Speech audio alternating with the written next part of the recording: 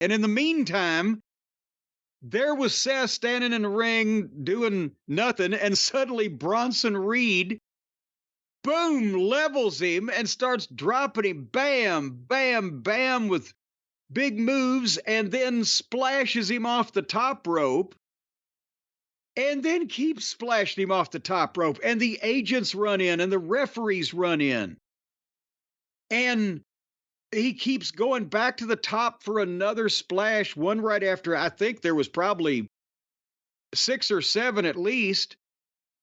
And they were creating a sense of urgency. And they were also milking it so you thought that every time you were seeing the last one, but they'd go a little further and then they'd come back. Or he'd break free or he'd decide to do it again.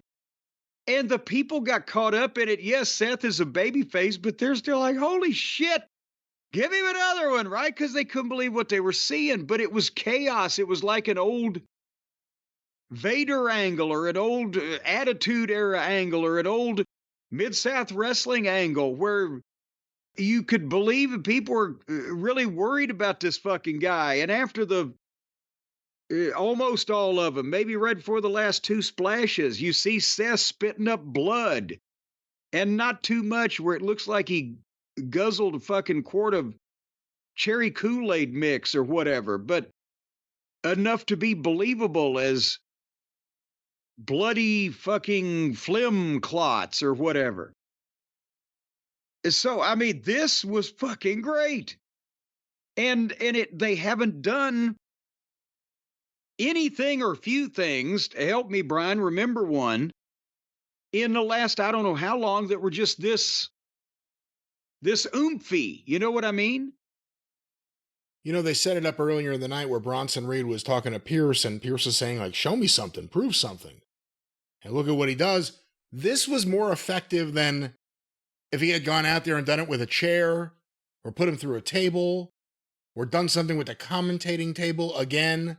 Yeah. This was him using his splash over and over again, and it got over with the live room. They were reacting exactly how you'd want them to react.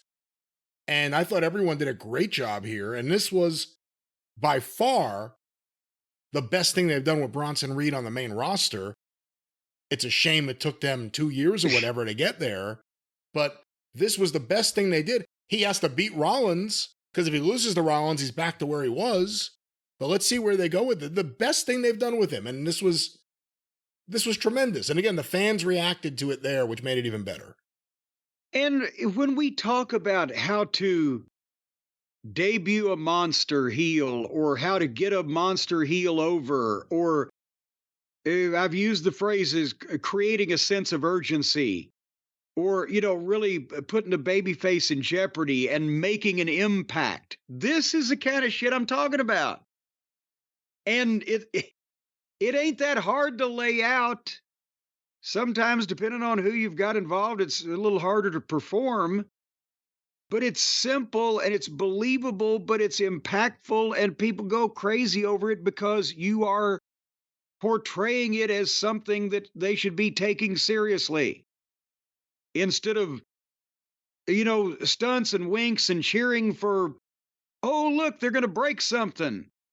It's just a guy hurting a fucking guy. And then you can break it down into the guy that I don't really like is hurting the guy that I do like. So I have a negative response to that on a visceral level. Fuck, it's not that difficult, but everybody wants to do the triple Lindy through a goddamn Home Depot. And then it just becomes meaningless because people can't identify with that. But the point is, they made a simple angle effective to get a monster over because it was believable and everybody seemed upset about it on the spot and were trying to stop it and created a sense of urgency. And one more thing, I agree and disagree with you about the Punk and Drew and Seth as referee thing or whatever in some places and others, but if you've got SummerSlam and you've got a 60,000 seat arena or stadium full and all of the other attention, I would want to see I would want to be able to sell as a promoter Seth as the referee between Punk and Drew because it was hot and it worked. It worked in the program of the thing. Should they be planning before too long a big show in Chicago around Punk? Probably because Drew went to the castle. And does any place claim Seth? Where is he? He's from Iowa. Unless they run a cornfield, he may be out of luck on a hometown fucking deal. But yeah, because then can you imagine, especially if it was with Drew, what kind of molten level heel Drew would be? Wrigley Field. There you go. Gotch and Hackenschmidt, Punk and McIntyre. And a big fuck you to Comiskey Park. That's right. Yeah, fuck Comiskey. Well, that was Bronson. Do you agree though? Yes. Best thing Bronson Reed has done in WWE? Well, yes, that's why I said I wish they'd have done it when we first saw him, and we would have no preconceived notions about who this guy was if you saw him basically first or very early on, the first week or two, first time he got physical with somebody. That was it. You'd think, holy shit, this guy's fucking Andre the Giant. Yeah, again, the problem is we saw the interview where he's like, my mom said I'm a nice guy, or whatever the fuck it was. Remember, he was like Mr. Nice Guy? Yeah. Or whatever. Yes. And that's what I'm saying is sometimes you don't need to think outside the box and give a guy a personality. Well, it'll be a conversation starter if his personality is this, but he looks like that. Why, that's incongruous. No, just stupid. Just stupid. Just let the guy flop it big old fat belly on top of people, baby. He get over.